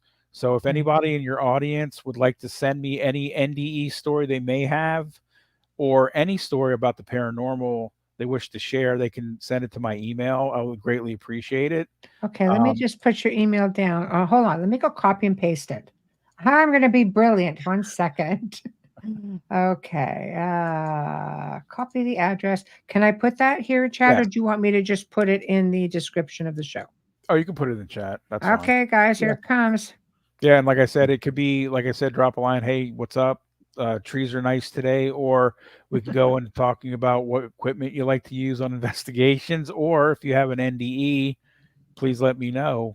Like I said, I'm putting the finishing touches on it, but I could always use more because there's just so many out there, and I've done a lot of research on this and gathered a lot of stories, and Mhm. again, it's just again more questions than answers still. Right, So right. But I think that's what you're doing is a great it's a great idea to connect with other people because this is where you find similarities. yes, And that's pretty much half the battle. It's just a validation for you. yes, absolutely. Yeah, I mean, I had an ND. I may have had possibly two. One when I was really ill, and I finally just because I kept having a voice say to me, "Are you done yet?" Oh And I wow. and I was just like, I just thought about my children. I'm just no, I'll never be done. Oh And wow. that was it. And you know what? When I was asked three times over the course of 3 days, once a day. Wow. And by the third day, when I had said no, all of a sudden, all the pain I had disappeared within about an hour. And I got up after being bedridden for about a week. And I got up and just went and took a walk. It was the weirdest thing. Oh wow. So not quite NDE like the first time, where you see this the Right. light come Yeah. out. It was totally different, which is why I always think it's a questionable thing. Like, did I? What was that? Yeah, Okay, who and was I again, talking to? that's yeah, and again, that's I've gotten some really amazing stories, Yeah, and I again, it's just like, wow, what did they go through? Because, like I said, that was mine, yeah. and that was bad enough, I guess. But it was just, again, I can't even describe the feeling. It was just so peaceful and calm. I've Mhm. never felt that ever in my life. It was just Right. like, yeah. So Yeah. if anybody has any, and I've read some really wild ones Mhm. out there, but they're really enjoyable because they do happen. But yeah, and again, Um, also, yeah. yeah, something just fell off my refrigerator. So doesn't do that often, but they must have Somebody's heard showing me. off. Absolutely. So now I lost my train of thought. Oh, also, so I'm doing an anthology as well. So any ghost stories people have, feel free to send them to me because I'm still gathering those. I'm Right. still working on the battlefield story. I actually live in Maryland now, Oh, Southern nice. Maryland, near the Right. beach. So I actually have to go back up to Virginia. But there's tons of battlefields I haven't been to. And actually, what I was trying to do is I wanted to finish the one story, get it out there, and then I was going to go farther south and do Battlefield Part Two and go to like Tennessee, North Carolina, South Carolina, Wow. Yeah. Alabama, Georgia. Right. Um, but again, like COVID happened and life Right. kind of Right. happens. But I've still Yes. got I've got like 6 manuscripts going at the same time, and I know my publisher is going to be like, we just need one. Yeah, I can just like settle on something. Well, if you She's ever like, send decide me to get something. into ancient sites, out your neck of the woods up in Massachusetts is America's Stonehenge, Yes. and Dennis Stone has been on our show a few times, and I would happily connect you. People go up there and do paranormal investigations all the time. Oh, that'd be awesome. Oh, it's an Yeah, incredible place. like my number one bucket list item is Salem. Well, you're up there. You hit two birds with one stone, so to speak. Yeah, and I'd like to go to the Bridgewater Triangle. Yeah, boy. I would There's love a to lot hit of that. triangles in the world. Like I did a whole show just on triangles. There's many. Michigan, Lake Michigan, Lake Ontario. Yes, yes, Like I've heard that. there's so many. Yeah, And you look at all the similarities of everything that goes the on with have you extraterrestrial cryptid. had anybody on the burial mounds? Yes. Okay, I figured you probably, yeah, because I used to live near Moundsville, West Virginia, which was named after Mm-hmm. some of the Indians, Yes. Native Americans burial. But Mm-hmm. I just discovered the one in North Carolina. I didn't hear Mm-hmm. about that one, and that thing looks amazing, and it's so old, and people don't know where it came from. And there's some, Right. like, I think a stone down there that's got ancient writing on it, and it's just like, wow, this is really cool. There So are some really great things, but there's a lot out your way too, over on the East Coast. There's a lot of different things out there. yeah, You know, it's you're looking. really I old. could fill you in on a whole bunch of places that you can go to and go have some fun. Yeah, just connect, going all the way down to Newport and places like that, just all the way down the coast. You can get yourself into some really good Viking and Templar history and Oh yes. get there's tons of stuff, tons of stuff. So, the best way to get a hold of you then, of course, is your email, which I Mhm. have put in here. I will make sure it is on the YouTube, all three of the YouTube show descriptions. Okay, So this way, if they go in there, they'll find it as well. And of let course, the next me. time you get a book out, you have to come back and talk to us about Oh, that. absolutely. Let me give you. Sorry, I'm trying to. That's okay. I'm just I'm going to bring trying. you. I was going to give you my Instagram account, and You go ahead. Yeah, I'll put that on the show I'm trying to description as find well. it. Here it is. And there is a link to your book on Amazon in the show description also. So people could go on Thank you. Amazon and purchase the book. And anything you send me, I'll make sure it's in there when I do Awesome. the final edit. So my Instagram account is Irish Kev 7147. I would recommend you email that to me so I could copy and paste the Okay. actual link to it. Okay, and also But for email those you. listening, they can. Yeah. Right, and also email you my publishing company's website that has my author Yes. page. Yes, that sounds great. I get it. I'll put it in there. So, I'm really glad that you connected with me and that you came on the show tonight. I know Thank Amelia you. will be disappointed. Tis a time of year. When you're down, you're down. And Oh, yeah. February, March is always usually the two worst months. But I'm really glad that you came and you hung out with us all and shared your stories and bounce ideas around with us. I think it's great. Thank you for having me. I really enjoyed this, and Oh, like I said, when I shamelessly I was watching one of those shows, and I saw you on there. I remembered you, and I was like, aw. oh, well. So I just looked. I typed your name in because I was like, let me see if she has a website or something. And lo and behold, I got there, and I was like, oh, she's got a show. And Da-da-da-da. yeah, Yeah. and I was like, oh, and she accepts guests. I said, shh. So I did, and I think I emailed you day after Christmas or Christmas, but I was glad I Yes. did because I was like, oh my gosh, this is cool. So Oh, thank you for I'm having me. oh, it's a pleasure, and I'm really glad that you enjoy the shows and that you follow. Thank you. It's very nice to know, and it's nice because now here you are, and hanging out with me and all these amazing people in chat and all these millions of audio listeners out there as well, and Absolutely. So you're in New yeah. Orleans, correct? The show streams out of New Orleans. Okay, the I'm show actually in streams. Canada. That's Yes. what I thought. Okay, because I was like, Yes. that's right. Because I was like, wait a minute. I was like, New Orleans. That's kind of cool because that's another bucket list. Oh, the Myrtles Plantation. Oh, there's a lot of places in New Orleans. Yes, Oh my yes. goodness. I want to go Oh see boy. Marie Laveau's grave and give her some cognac. Yes. Yes. But I'd yeah, have to hook you up with my producer Joe for that because he knows where all the hot spots are. yeah. I So, I I have a sister and she went there with my father, and I've never been there, and I was right. so mad because they got to go to New Orleans without me. That's like, how dare they? What is that about? Wow. Yeah, my daughter's been to New Orleans and I've been doing this show out of New Orleans for like, you know, 4 years at least now. And I'm like, wait a minute. I didn't get to go. But that's okay. I'll get there. I travel, of the different parts of the world. Well, there's a So lot of stuff in your neck of the woods as well.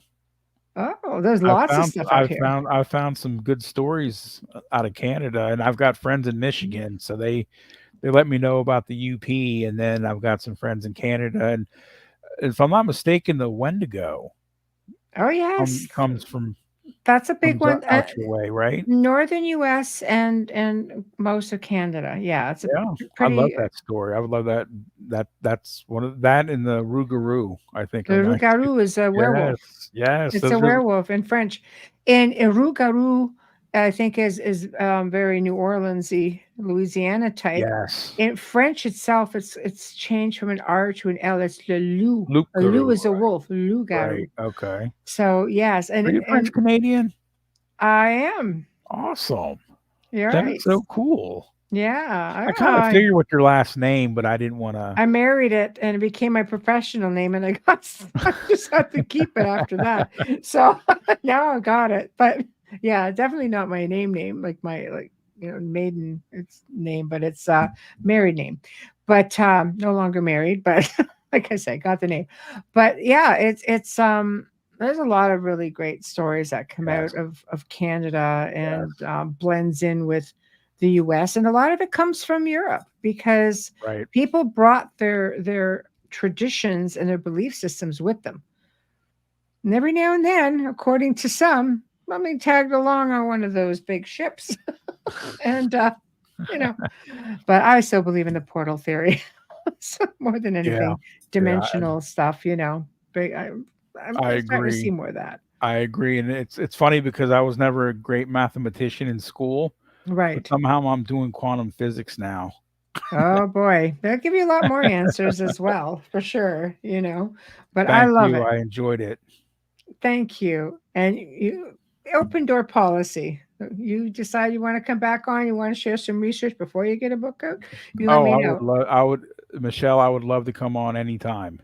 Thank you. That is Well, that is one of my I just love talking about this stuff, and I love connecting with people. So right. anytime you want me back, I would love to be on your show again, book or no Thank book. you. I'm booking into May. But yeah, let's put together something you want to talk about, and give me some point forms, as it can't be the same thing, and we can definitely make it happen. Awesome. All right. So thank you, and have yourself, the remainder of a terrific week and weekend. Thank you. And You I'll do the be in touch same. with links and such. Awesome. Thank you so much for having me. You're very welcome. Take care of All yourself. right. Good night. Good night, Kevin. Well, we've come to the end of another awesome show. Kevin is just wonderful. Really, really cool spending some time with him tonight. Great stories, great to bounce, ideas around with. So, big thank you to Kevin Killen for joining us this evening and talking to us about his book Ghosts and Me and his paranormal experience, The Battlefield Ghosts. Looking forward to what he's going to come up with on his next book about that. So, big thank you to Folgers Coffee for sponsoring our show tonight and every night that we air. Huge thank you to Justin Snicker, Dr. Sick, the Sonic Surgeon, Steve McGinnis. We appreciate you all so very much. Thank you. Thank you. Tomorrow night, we are bringing back Dan and Teresa Duke. They're going to be discussing the Wild West and secret societies of how are they connected, I guess, is what we're going to find out. So you'll have to join us back in the chat room. Check us out on UFO Paranormal, United Public Radio Network, 105.3, 107.7, wherever the case may be. Hit us up on our Facebook pages, hit us up on our YouTube pages. Heck, hit us up on Roku. We are everywhere. And we continue to bring you fantastic content and great guests. So to everyone in the chat room, thank you for joining us tonight. Ron, it's probably 4 a.m. by now. We have to get to bed, but we appreciate you tuning in. So good night, everyone. We shall see you tomorrow night.